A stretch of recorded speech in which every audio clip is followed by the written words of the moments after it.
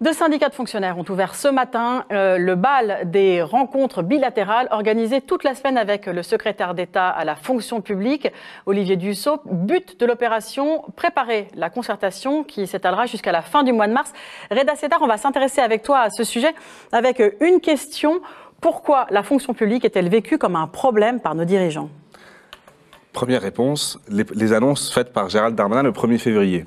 Pour réformer la fonction publique, le gouvernement envisage un plan de départ volontaire de 120 000 fonctionnaires, mais aussi un recours croissant aux contractuels et l'instauration de la rémunération au mérite, entre autres.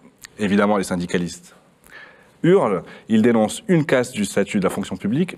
Avant de revenir sur ces annonces, qu'est-ce que c'est que la fonction publique ? Ce sont 5,5 millions de personnes qui travaillent en majorité dans les ministères, des instituteurs, des policiers, des militaires. Par exemple, c'est ce qu'on appelle la fonction publique d'État. Mais il y a aussi la fonction publique hospitalière, les infirmières, les médecins, et la fonction publique territoriale. Vous savez, tous ces gens bien gentils qui déneigent pour qu'on puisse aller travailler comme dans les semaines qui viennent de s'écouler. Justement, les contractuels, dont on veut accroître le nombre, sont déjà très présents dans la fonction publique. Près de 940 000 fonctionnaires sont sous contrat précaire. Ça fait à peu près 1/5 de l'ensemble des fonctionnaires.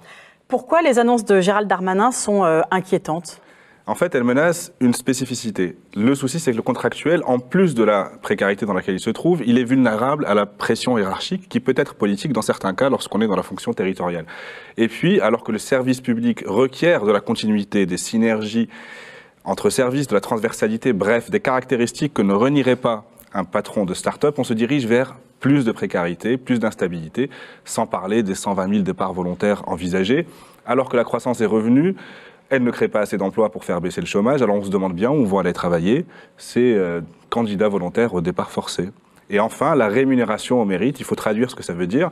C'est la rémunération à la performance. C'est bien connu, le fonctionnaire, comme il ne risque pas de perdre son emploi, il ne travaille pas assez dur. Donc l'instauration d'une prime en fonction de critères de performance saura le motiver.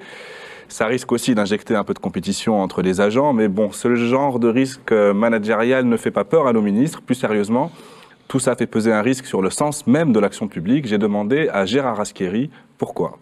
Quand votre rémunération dépend d'un certain nombre d'objectifs, vous allez privilégier ces objectifs au détriment de l'ensemble des missions. C'est-à-dire, vous allez privilégier des objectifs alors que la mission normale d'un fonctionnaire, c'est de prendre en compte l'intérêt général dans sa diversité, dans sa complexité. Et ça peut produire des biais. Si vous dites aux policiers, on va vous rémunérer en fonction d'une performance qui est le nombre de plaintes élucidées. La tentation, ça va être de ne pas prendre des plaintes. En fait, on revient un peu à l'époque où les directeurs étaient rémunérés en fonction du taux de réussite au certificat d'études et que donc, du coup, certains ne présentaient que les meilleurs élèves, ceux dont ils étaient sûrs qu'ils allaient cartonner. C'est exactement le risque. Les missions de l'action publique, c'est-à-dire assurer un service à la collectivité sans discrimination, partout et gratuitement, ne semblent pas être une priorité de ce gouvernement. Non, la priorité, c'est la réduction des dépenses publiques. C'est le mantra des libéraux de droite, de gauche, ou ni de droite ni de gauche, comme on dit en ce moment. C'est quoi vraiment la dépense publique ? C'est 57% du PIB français, environ 1 200 milliards d'euros. La France est championne d'Europe de la dépense publique, à égalité avec la Finlande, mais attention à ce qu'on compare, il faut comparer ce qui est comparable. Par exemple, la dépense publique allemande est inférieure à celle de la France, mais en Allemagne, il n'y a pas d'école maternelle publique, donc on paye pour ça. Les dépenses d'assurance retraite sont de plus en plus confiées au privé depuis les réformes Schröder.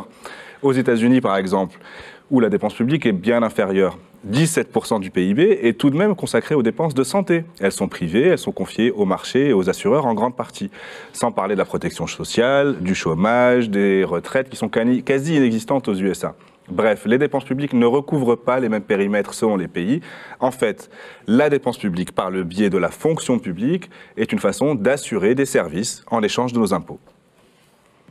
On est dans une logique libérale qui met en premier la question des déficits publics sans poser non plus la question de la fiscalité.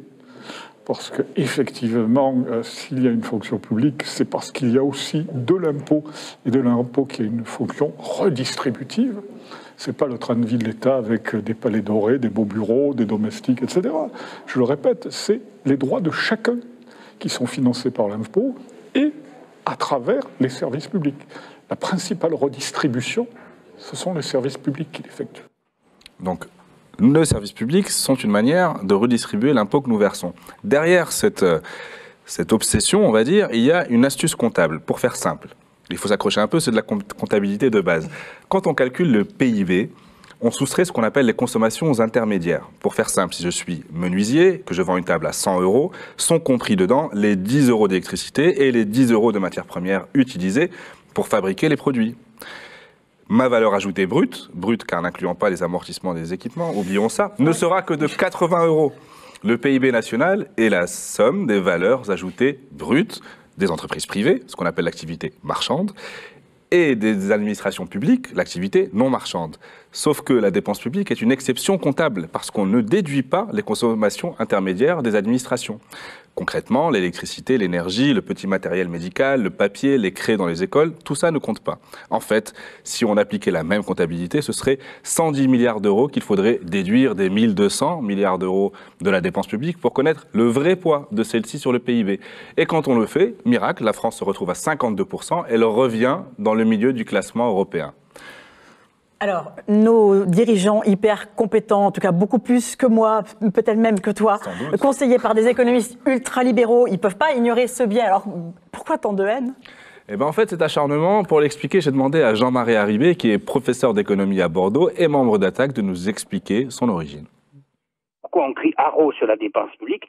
C'est parce que les ressources humaines qui sont utilisées pour produire des services non marchands, de la santé publique, de l'éducation publique, des bibliothèques municipales publiques, etc., ces ressources humaines-là ne sont plus disponibles pour aller produire de la valeur qui va grossir le capital. Il n'y a pas de plus-value qui va grossir le capital lorsque des travailleurs sont embauchés dans les écoles, dans les hôpitaux, etc., etc. C'est là, effectivement, où ils ont très bien compris que c'était très gênant pour l'activité économique qui, dans ces temps de crise structurelle du capitalisme mondial, depuis maintenant presque 40 ou 50 ans, que nous sommes en crise, larvée ou éclatée, eh bien, le capital cherche des endroits où il pourrait rentabiliser de nouvelles manières et plus grande ampleur leurs investissements. Et donc, cette pression à la privatisation, cette pression à la marchandisation des activités humaines, elle se traduit dans le discours qui est distillé tous les jours à la radio, à la télé, dans les journaux. Ah ben c'est la dépense publique qui nous pénalise. Mais non, la dépense publique ne nous pénalise pas. D'une part, elle est génératrice d'activité pour le privé et en même temps, elle ajoute quelque chose à l'activité privée. Voilà, c'est assez clair quand on l'écoute. En fait, au regard de la crise structurelle que traverse le modèle économique actuel, on comprend la précipitation des élites à faire tomber la spécificité de la fonction publique. Même si les dépenses publiques ont évidemment travaillé, les entreprises privées, il est indispensable à leurs yeux de privatiser les pans de l'activité qui leur échappent encore. La santé, l'enseignement et tout ce qui pourrait faire la fortune des premiers de cordée de ce pays, et tant pis pour les sans-dents. Les syndicats ont appelé à une grande mobilisation le 22 mars prochain, quelques jours avant que le comité interministériel qui gère la réforme ne valide les pistes dessinées. Un comité donc qu'ils ont rejoint aujourd'hui pour faire entendre leur voix.